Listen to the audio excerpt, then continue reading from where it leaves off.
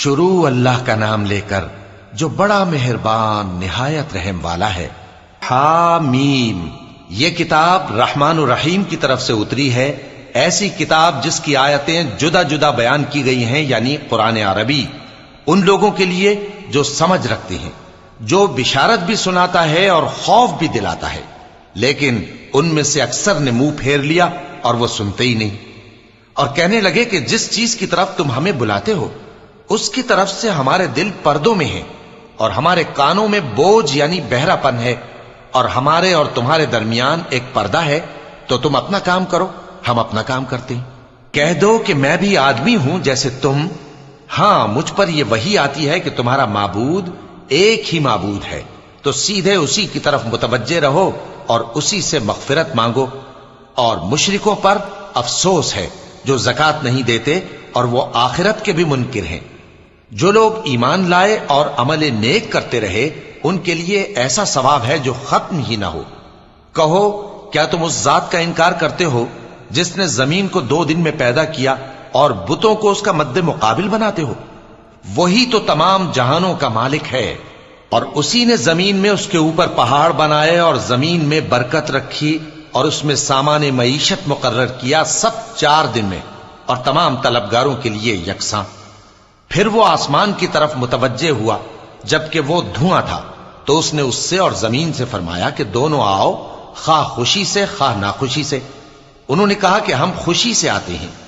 پھر اس نے 2 دن میں 7 آسمان بنائے اور ہر آسمان میں اس کے کام کا حکم بھیجا، اور ہم نے آسمان دنیا کو چراغوں یعنی ستاروں سے سجایا اور شیطانوں سے محفوظ رکھا۔ یہ اسی زبردست باخبر کے مقرر کیے ہوئے اندازے ہیں۔ پھر اگر یہ منہ پھیر لیں تو کہہ دو کہ میں تم کو ایسی چنگھاڑ کے عذاب سے آگاہ کرتا ہوں جیسے عاد اور سمود پر چنگھاڑ کا عذاب آیا تھا، جب ان کے پاس پیغمبر ان کے آگے اور پیچھے سے آئے کہ اللہ کے سوا کسی کی عبادت نہ کرو، تو وہ کہنے لگے کہ اگر ہمارا پروردگار چاہتا تو فرشتے اتار دیتا، سو جو تم دے کر بھیجے گئے ہو ہم اس کو نہیں مانتے۔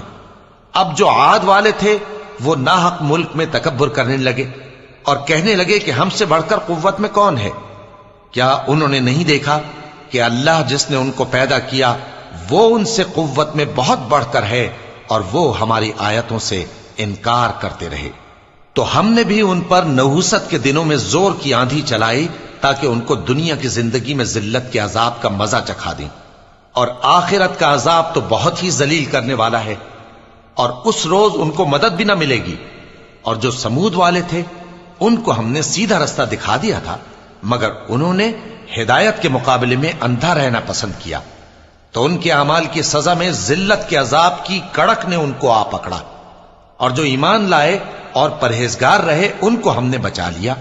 اور جس دن اللہ کے دشمن دوزخ کی طرف اکٹھے کیے جائیں گے پھر ان کی الگ الگ جماعتیں بنائی جائیں گی، یہاں تک کہ جب دوزخ کے پاس پہنچ جائیں گے تو ان کے کان اور آنکھیں اور کھالیں یعنی دوسرے اعضاء ان کے خلاف ان کے اعمال کی شہادت دیں گے، اور وہ اپنی کھالوں یعنی اعضاء سے کہیں گے کہ تم نے ہمارے خلاف کیوں شہادت دی؟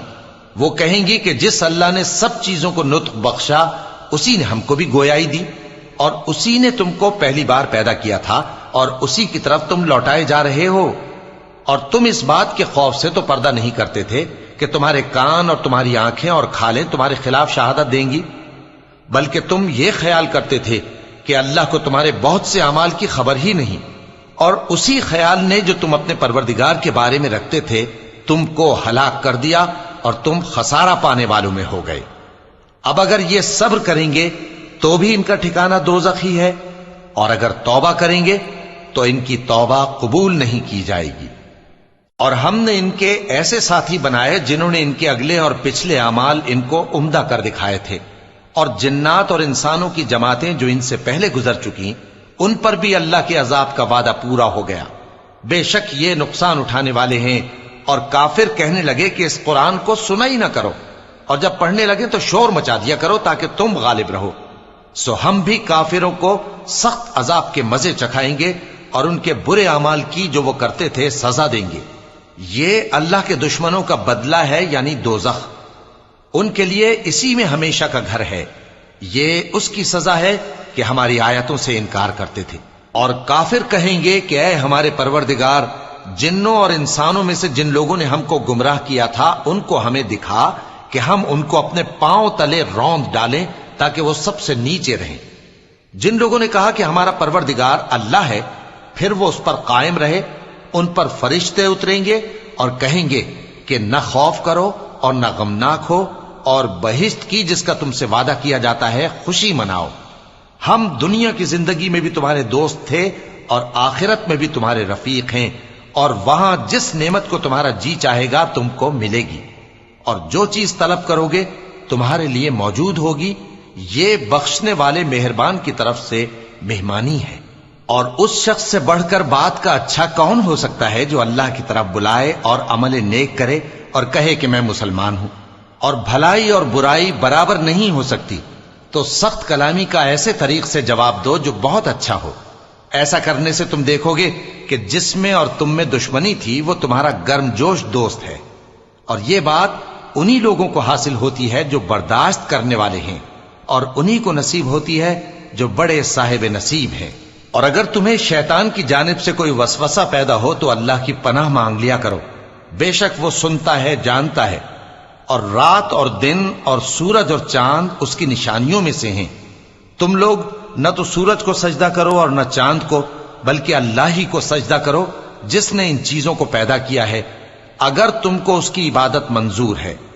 پھر اگر یہ لوگ سرکشی کریں تو اللہ بھی ان سے بے نیاز ہے، کیونکہ جو فرشتے تمہارے پروردگار کے پاس ہیں وہ رات دن اس کی تسبیح کرتے رہتے ہیں اور کبھی تھکتے ہی نہیں۔ چونکہ آیت سجدہ تلاوت کی گئی ہے لہذا سامعین پر سجدہ واجب ہے۔ اور اے بندے، یہ اسی کی قدرت کے نمونے ہیں کہ تو زمین کو دبی ہوئی یعنی خشک دیکھتا ہے، پھر جب ہم اس پر پانی برسا دیتے ہیں تو وہ شاداب ہو جاتی اور پھولنے لگتی ہے۔ بے شک وہ جس نے زمین کو زندہ کیا وہی مردوں کو زندہ کرنے والا ہے، بے شک وہ ہر چیز پر قادر ہے۔ بے شک جو لوگ ہمارے احکام سے انحراف کرتے ہیں وہ ہم سے پوشیدہ نہیں ہے۔ بھلا جو شخص دوزخ میں ڈالا جائے وہ بہتر ہے یا وہ جو قیامت کے دن بے خوف ہو کر آئے؟ تو خیر، جو چاہو سو کر لو، جو کچھ تم کرتے ہو وہ اس کو دیکھ رہا ہے۔ جن لوگوں نے نصیحت کو نہ مانا جب وہ ان کے پاس آئی، حالانکہ یہ تو ایک عالی رتبہ کتاب ہے، اس میں جھوٹ کا دخل نہ آگے سے ہو سکتا ہے نہ پیچھے سے۔ یہ کتاب حکمت والے، خوبیوں والے کی اتاری ہوئی ہے۔ اے پیغمبر، تم سے وہی باتیں کہی جاتی ہیں جو تم سے پہلے پیغمبروں سے بھی کہی گئی تھیں۔